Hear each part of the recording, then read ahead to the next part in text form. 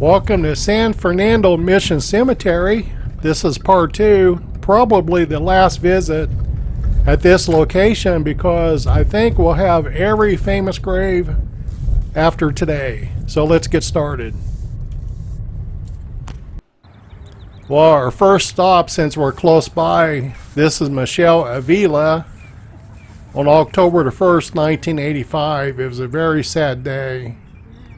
A beautiful young lady. So she's murdered by a couple of high school buddies. They take her down to the creek and drowned her. And I'll tell the story on my other channel, True Crimes with Diamond Dave. So let's keep moving. I think we'll make about 20 stops today in this video. Hey, thanks for joining me live. I'm enjoying going live every now and then, and I think I've done it 6 times in 18 months. If I have something to say, I'll probably go live again.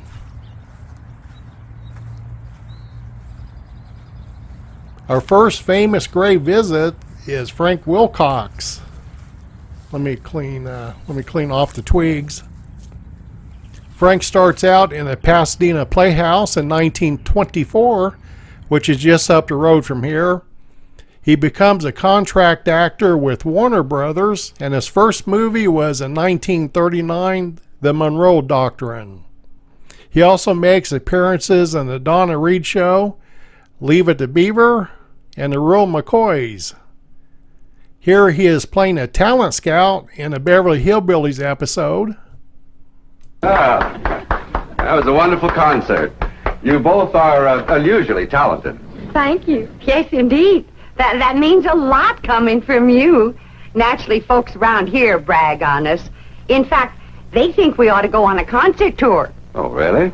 Oh, yes. My neighbors is always after me to sing out of town. Well, I can understand that. Hey, did you notice Greene? Mr. Wilcox dies 10 days before his 67th birthday while living in Los Angeles. This is my lucky day. I got shade tree number 2. Our second stop is a famous grave of Dick Foran. He was an actor and a singer, performing primarily in Western movies, but he also appears in movies with Bette Davis, Humphrey Bogart, and Errol Flynn when he's under contract with Warner Brothers. Here he is singing in the film I'll Remember April. Alone where we have walked together, I'll remember April and be glad. I'll be content you loved me once in April. Your lips were warm and love and spring were new. But I'm not afraid of autumn and her sorrow, for I remember April and you.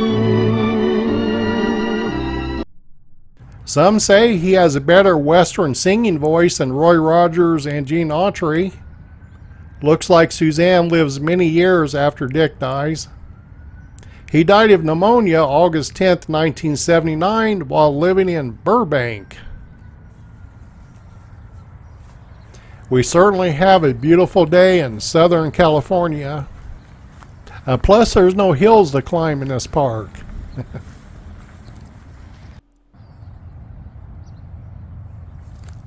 Next famous grave is Charles Beaumont. I got some shadow, so let's zoom down a little bit. Mr. Beaumont was a writer in Hollywood. He writes several Twilight Zone episodes, including The Howling Man, this is in 1960, and Miniature. The Twilight Zone would be a regular watch for me when I was in grade school. He dies at the young age of 38 on February 21st, 1967. He lived in Woodland Hills, California. Close by is another Hollywood actor. Look how flat this area is. No hills. Okay, coming up, another Hollywood actor, William Bendix. He was an actor playing primarily tough blue-collar type guys. Here he is in the movie The Dark Corner, which is a 1946 film. Now, tell me what happened. It didn't work. It was a busto crusto. A what? A flop. Oh. Well, go on. Well, this guy Gort went over to Jardine's place last night and pushed him around some, but that's all. Somebody called the cops, but Gore got out before they got there. What time did this happen? About 1 o'clock. I was out front. Look, if you want my opinion, I think you're wasting your time. This guy Gold is a smart cookie. He ain't gonna let himself get shoved into a noose. And if you can't needle him into knocking off Jardine, why not let me do it? I can put a slug into him the nice, clean way. Get him on the phone. Who? Gold. Oh. And stop flicking your ashes on my rug. That's a genuine Kashan. What is a genuine Kashan? Bendix would marry his childhood sweetheart, with whom he met within the neighborhood. They remained married until his death 37 years later in 1964.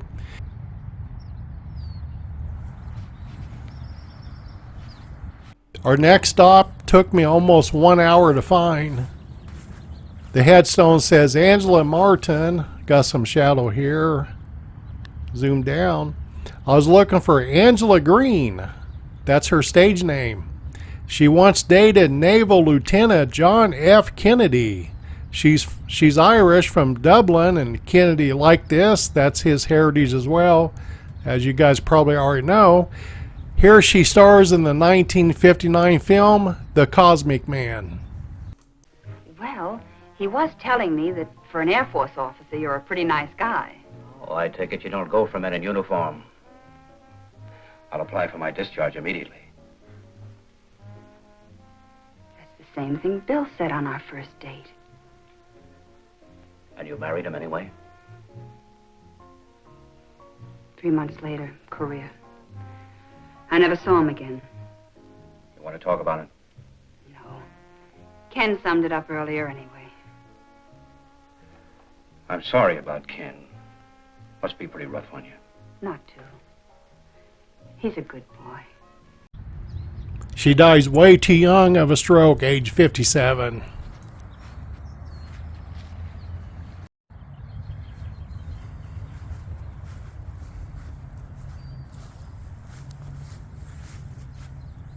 Owen McGiveney. He was a quick change artist, but probably not in the way you're thinking at this moment. His specialty was to perform several characters in the Charles Dickens Oliver Twist. He can change costumes and appearance in lightning speed.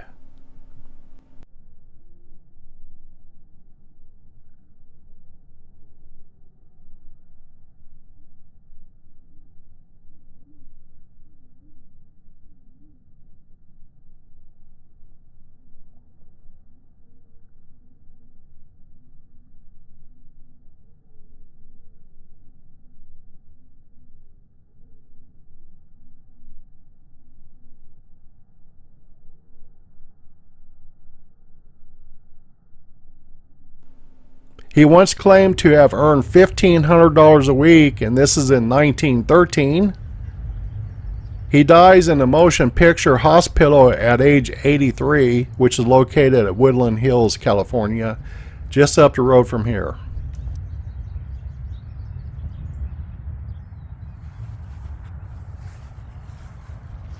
Our next stop here at Mission Hills Cemetery, San Fernando, California, is the famous grave of Edwin Peil. Mr. Peil appears in 370 films from 1913 through 1951, pretty busy. Here he is in the 1934 movie Blue Steel. Don't move, either one of you. Now talk and talk fast. Where's the rest of your gang and the provisions? Why was it necessary to kill? You could have taken the packs without committing murder. Men, We found these two going through Mason's pockets. Now what's to be done? Now that gun! I keep him covered. Men, we didn't kill Mason. And if you'll call his daughter, she'll prove it. His daughter's in no condition to be dragged out here and questioned. We're not trying to question anyone, but under the circumstances, I think Miss Mason will be glad to explain. Here she comes now. Miss Mason, these men have accused us of killing your father. Oh, no, Mr. Melgrove. These are the men that drove the outlaws away and saved my life. Well, in that case, we certainly owe you gentlemen an apology. Did you notice the young John Wayne? Peil dies in Hollywood at age 75 of natural causes.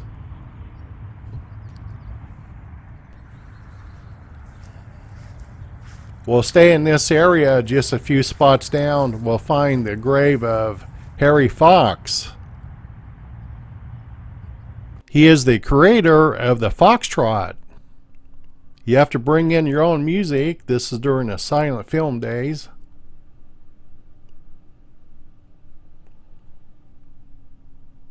The Fox Trot first appeared in a silent film, Dance Mad. This is way back, August the 5th, 1914.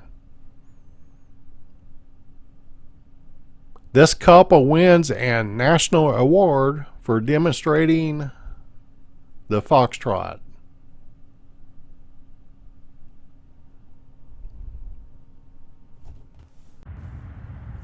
Literally right next door is the grave of William S. Phillips. He dies young in 1957. I'm not sure of the cause of death, but he was an actor during the 40s and 50s. He's best known for his appearance in the 1955 film East of Eden with James Dean.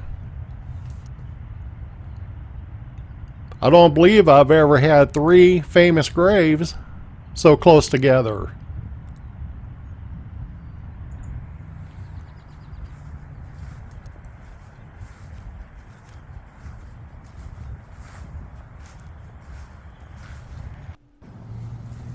Do you guys like watching the old reruns of the Real McCoys? This is Walter Brennan's final resting place. We'll stop by briefly, pay our respects.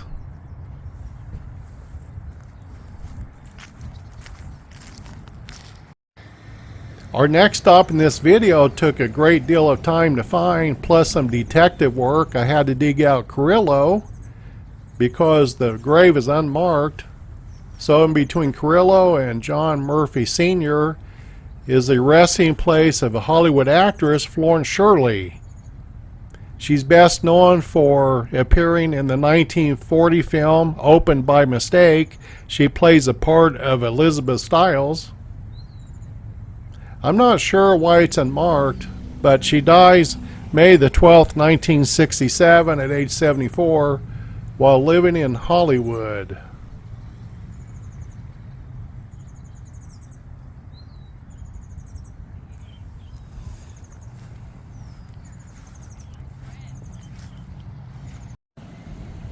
Our next stop here at Mission Hills is the grave location Michael Maltese. He's a cartoon animator.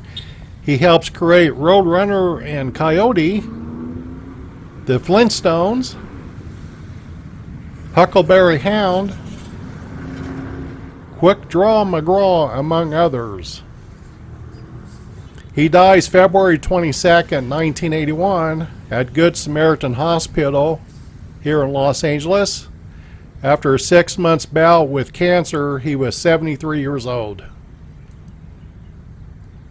Thank you for many Saturday morning happy memories. I think my favorite cartoon is The Roadrunner. I think my favorite thing to do grave hunting is finding those who voiced or created cartoons. Just brings back happy memories, childhood memories. Up next is another voice animator who Walt Disney discovered while walking down the hallway listening to the voice of Clarence Nash. He's the voice of Donald Duck and Donald Duck's cousins. The story goes that Walt Disney wanted to find a voice for his new character, Donald Duck. Clarence Nash fit the bill. No pun intended. Later in life, Mr. Nash enjoyed taking walks around the Glendale, California neighborhoods. He would pass 2 elementary schools where he would stop and entertain the children with his Donald Duck voice. You could just imagine being a kid and seeing this live. Around age 70, he stops doing the voice because it's just too much of a strain to do, sadly.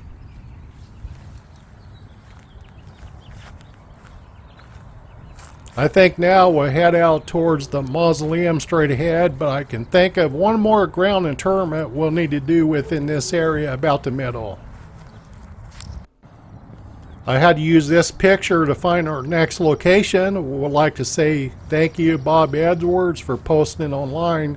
This is the resting place of Patrick O'Malley. He's a Hollywood actor. His career spans more than 60 years, and he's in 400 films. Pretty busy. Here he's in an Audrey Murphy film, a 1964 film called The Apache Rifles. May the 21st, 1966, at age 75 of pneumonia.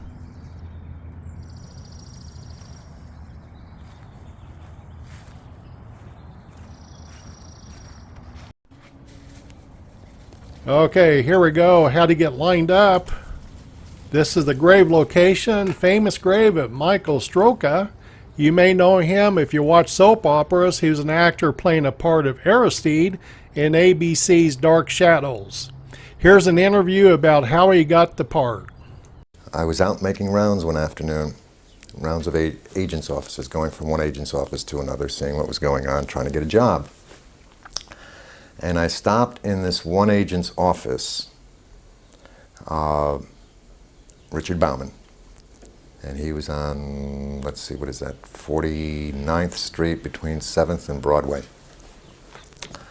And I was sitting in his office talking with him, and he got a call from a woman named Linda Otto, who was a casting director at the time and was casting Dark Shadows. And he spoke with her for a couple of moments, and he got up. I said, hold on a second, and went, Mike, do you want to, what are you doing tomorrow? He's on a phone like this, and I said, nothing. Why? He said, you want to make a couple of bucks? They're doing this show called Dark Shadows, and one of the characters is having a curse put on him. And he's going to be aged about 200 years. What they need is someone to be in this old makeup, and they'll crossfade from one to the other, and you're about the right size and the right coloring. And it's a day's work. I said, sure, why not? So I went up to, he sent me over to Linda's office. I go walking into Linda's office, and she says, where have you been? Now, she was above the Palace Theater, which is like maybe about 4 blocks away. It took me all of about maybe 5 or 10 minutes to get there. I said, what are you talking about? I just got here. I was in Dick's office when you called him, and I came right over. She says, no, I've been looking for you for the last couple of weeks. Dan Curtis wants to see you about a part on the show. So she sent me right over to Dan's office. And I met with Dan. They gave me a character description on Aristide. There was no dialogue, and set up a screen test for that Friday. I showed up at the studio. It was about 9 o'clock in the morning. Friday. A friend of mine, Paul Jenkins, was up for the role also. There were 3 of us there. Went into makeup, what have you. George DiCenzo came, got the other guy, I don't remember the other third man's name, took him down, he did his test, came up, got me. And Lila was directing the piece and talking. God, what a voice to hear through the PA system when you weren't used to it. And they started talking to me about Aristide, and I just played like I was Aristide, and I wouldn't let go of the character. Got through with it. Lasted all of about maybe 2 or 3 minutes. And George came to get me and bring me back upstairs, and he was all very enthusiastic and said, hey, you've got it, I know you've got it, you're going to do it, I know it, I know it, I know it. Kept going on like that. I went home, and I guess, hour and a half, 2 hours later, I got a phone call from the agent saying you got the role. I know it was kind of long, but I really couldn't cut any of it out. Stroka would die of kidney cancer at age 58 while living in Los Angeles.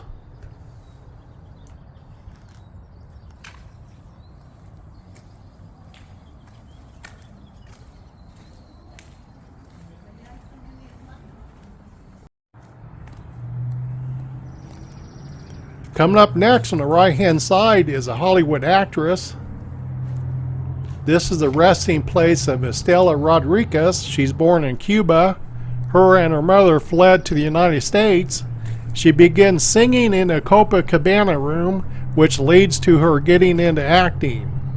Here she stars with Roy Rogers on Spanish Trail. This came out in 1947.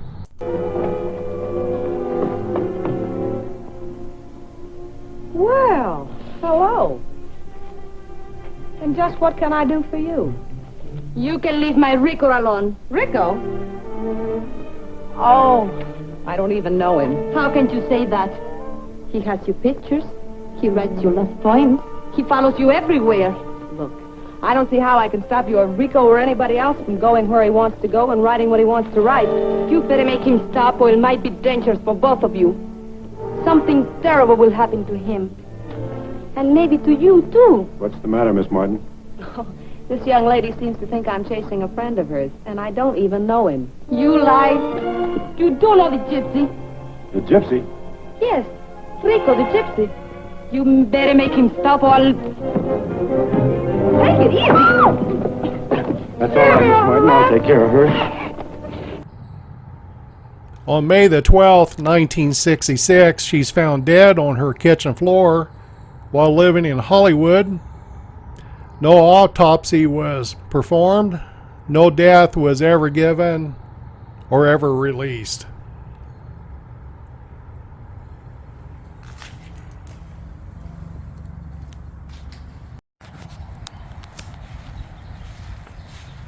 Walking up on a grave location of a Hollywood actress, Jane Wyatt.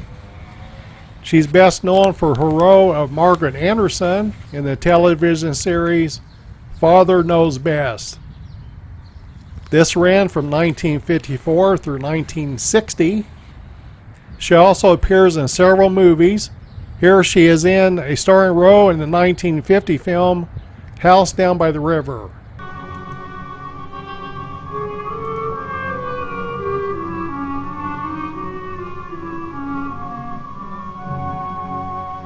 Planning for your thoughts. Hello, John. Hello, Marjorie. Is Stephen in? No, he's on the river somewhere. He seems to have found an unusual interest there lately. But won't you come in?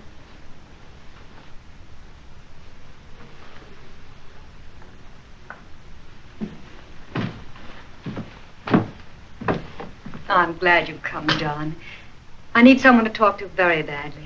When I feel like this, there doesn't seem to be anyone else in the world like you. You mind? You know that I don't. You're nice, John. Very, very nice. Yes. Like mint tea when you have a cold. Oh, no, John, like a friend.